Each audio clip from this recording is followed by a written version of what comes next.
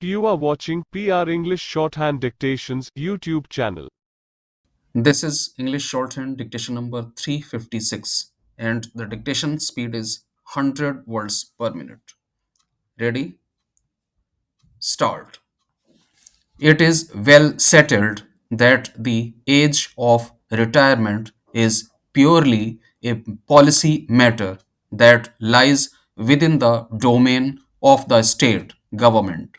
It is not for the courts to prescribe a different age of retirement from the one applicable to government employees under the relevant service rules and regulations, nor can the court insist that once the state had taken a decision to issue a similar government order that would extend the age of retirement of the staff teaching in the homeopathic colleges as was issued in respect of different categories of teaching staff belonging to the dental stream and the Ayurvedic stream, the said government order ought to have been made retrospective, as was done when government order dated 14th January 2010 was issued by the state and given retrospective effect from 1st May 2009. These are all matters of policy that engage the state government. It may even elect to give the benefit of extension of age to a particular class of government employees while denying the said benefit to others for valid considerations that may include financial implications, administrative considerations, exigencies of service, etc. In a somewhat comparable case on facts that arose in New Okhla Industrial Development Authority and another versus B.D. Singhal and others, the appellant had resolved to recommend enhancement of the age of superannuation of its employees from 58 to 60 years. The said proposal, when sent to the state government for prior approval, was turned down. This led to the aggrieved employees filing a writ petition before the High Court of Judicature at Allahabad, which was allowed, and New Okhla Industrial Development Authority was directed to consider the matter afresh and forward its proposal to the state government for its approval. It was left open to the state government to consider giving effect to the increase in the age of retirement from the date when New Okhla Industrial Development Authority had resolved to bear the financial burden for the increase of age or from such date as it may consider expedient.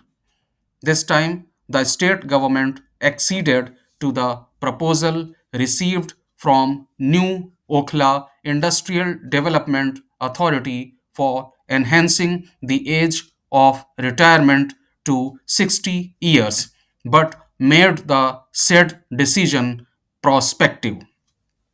Aggrieved by the refusal of the state government to make the decision retrospective, the respondents amended the pending writ petition, which was allowed by the High Court that struck down the provision of making the decision prospective and directed that such of the respondents who had retired from service by then would be deemed to have worked till the extended age of retirement with all consequential benefits. Challenging the said decision, the state of Uttar Pradesh filed a petition for special leave to appeal under Article 136 of the Constitution of India, which was allowed by this court. In the instant case, at the time of issuing government order dated 14th January 2010, the reasons that had weighed with the state for enhancing the age of retirement from 55 years to 60 years have been spelled out.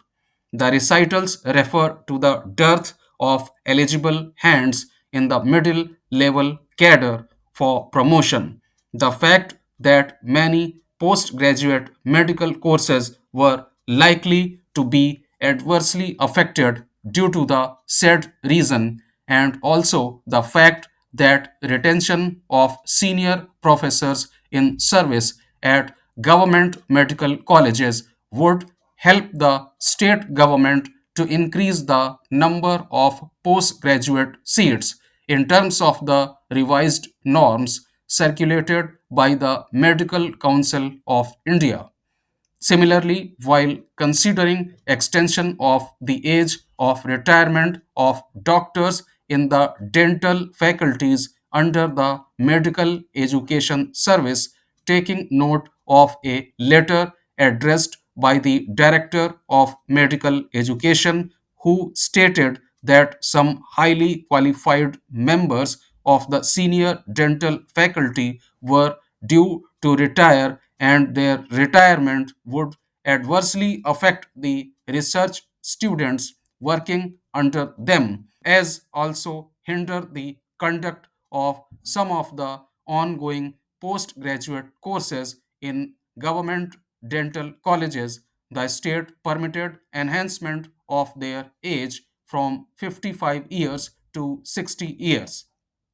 When it came to the third government order dated 7th April 2012, the recitals therein refer to the report of the director of Ayurveda Medical College, who pointed out dearth of qualified teaching staff in higher categories and the adverse remarks made by the Central Council of India Medicine, which had proceeded to reduce the number of BAMS seats from the sanctioned strength of 70 to 50 in the Government Ayurveda College, Thiruvananthapuram, and had refused to grant permission for postgraduate courses in different specialties. Keeping this scenario in mind, the state decided to enhance the retirement age of the teaching faculty in Ayurveda colleges from 56 years to 60 years.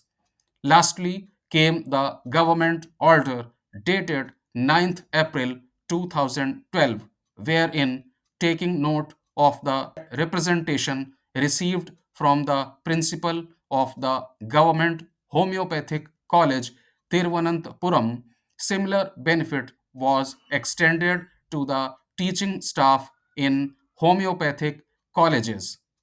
The singular difference was that, unlike the government order dated 14th January 2010, the subsequent three government orders issued by the state were made prospective,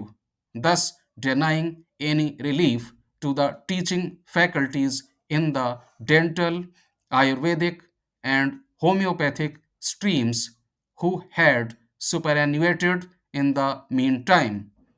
In this background, the appellants filed the additional affidavit questioning the decision of the state of not incorporating a clause in the three government orders issued later on, making their operation retrospective, which would have otherwise ensured their benefit.